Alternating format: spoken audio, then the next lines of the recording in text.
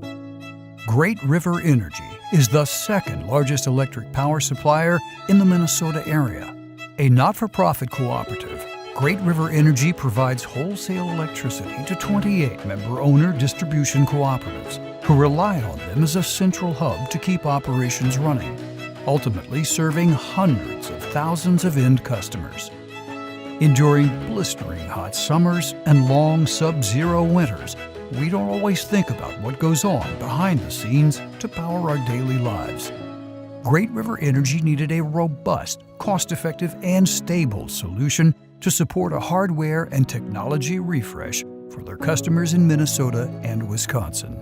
The biggest project that we had to undertake this year was essentially replacing our entire RF network. And when you step back, we really equated it to refueling the plane while it was in the air. We did not have the option to take any outages to any of our systems while we were replacing the hardware. The always-on connectivity and reliability of the Cisco IoT solutions, such as IR829 routers and industrial Ethernet switches, enabled Great River Energy to meet nearly all of the requirements, while also lowering maintenance costs and improving operations. Previously, any communications outage meant dispatching technicians 24/7, even on weekends and holidays. 1 month, we were able to calculate approximately 10,000 hours of additional availability throughout the project due to the LTE backup capabilities.